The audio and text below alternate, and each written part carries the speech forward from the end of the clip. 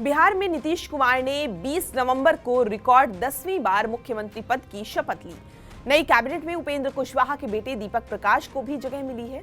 वो राष्ट्रीय लोक मोर्चा के कोटे से मंत्री बने हैं, जो न तो कोई चुनाव लड़े, न किसी सदन के सदस्य हैं और न ही कोई खास पब्लिक प्रोफाइल। लेकिन फिर भी सीधा मंत्री पद ऐसा किया क्यों गया?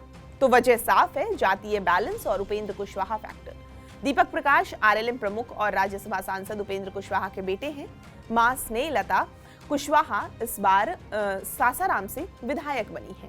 दीपक ने पढ़ाई विदेश से की है और अब मंत्री बनने के बाद इन्हें 6 महीने के भीतर विधान परिषद भेजा जाना तय है, ताकि मंत्री पद बरकरार रह सके।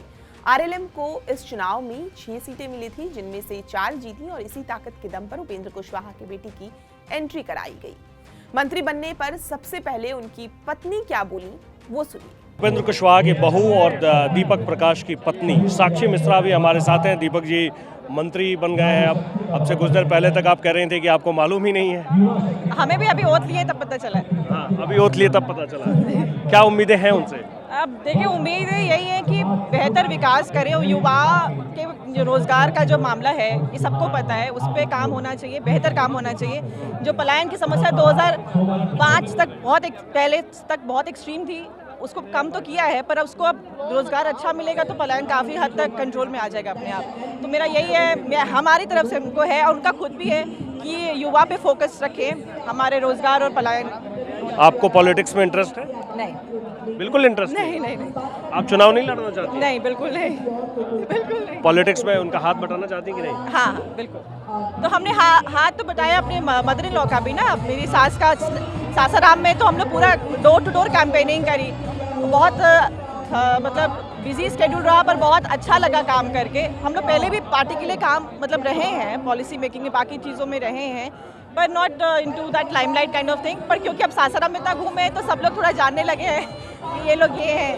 तो बस जैसे जैसे क्षेत्र में जाती हैं आप, तो लोग अब धीरे धीरे पहचानने लगे। हाँ, बिल्कुल। तो आपकी पार्टी के जो समर्थक हैं, आपकी पार्टी के जो कार्यकर्ता हैं, वो कहते हैं कि नहीं कि आप पॉलिटिक्स में आ जाइए? बहुत। अभी आप वो क्या, मतलब जो एनडीए के भी लोग, जो बड़े बड़े लोग हैं, हाँ। मेरे फादर ने बताया, उन्होंने भी बोला था। हाँ, तो फादर इन लॉ की बात तो आप मान लेंगी ना? नहीं, मतलब हमको अभी तो इंटरेस्ट नहीं है। आप ईमानदारी से बताएं, हमें कोई इंटरेस्ट नहीं है। बस भावुक क्षण था कि हमारे हस्बैंड दीपक प्रकाश जी ओथ ले रहे थे, तो मतलब हम लोग को पता है कि हम लोग की किस लेवल के सोच रखते हैं। बिहार के लिए बहुत अच्छा काम होगा, बहुत अच्छा काम होगा, इसके लिए हम आश्वस्त करते हैं। दीपक प्रकाश अब बिहार राजनीति में वो नया चेहरा है जो बिना चुनाव लड़े सत्ता के ऊंचे गलियारों में एंट्री कर चुके हैं। लेकिन चुनाव से पहले जब सीट बंटवारे को लेकर बातचीत हुई तो उपेंद्र कुशवाहा की पार्टी को एक एमएलसी सीट दिए जाने पर सहमति बनी थी। विधानसभा चुनाव से पहले सीट बंटवारे को लेकर उपेंद्र कुशवाहा ने खासी नाराजगी भी जताई थी। उसके बाद पटना में जब बातचीत नहीं बनी, तब दिल्ली में उनकी मुलाकात अमित शाह से कराई गई थी। तब खबरें आई थी कि उन्हें 6 सीट के अलावा एक एमएलसी की सीट भी देने का वादा किया गया है। हालांकि पहले ये भी चर्चाएं थी कि उपेंद्र कुशवाहा की पत्नी स्नेहलता कुशवाहा को नीतीश सरकार में शामिल किया जा सकता है। स्नेहलता ने बिहार की सासाराम विधानसभा सीट से चुनाव लड़ा और उन्हें 25,000 से भी ज्यादा वोटों से जीत हासिल हुई।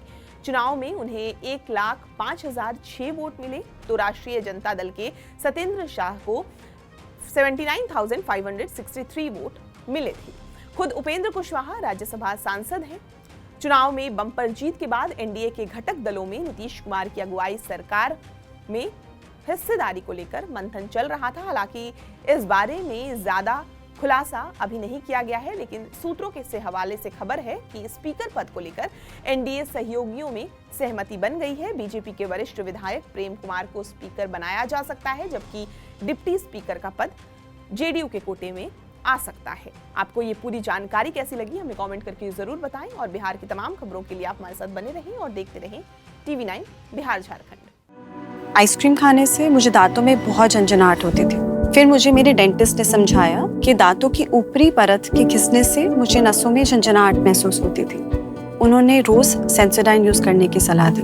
सेंसोडाइन दांतों के अंदर जाकर नसों को शांत करता है। Sensodyne works. Co-presented by Vimal Elaichi. बोलो जुबा केसरी।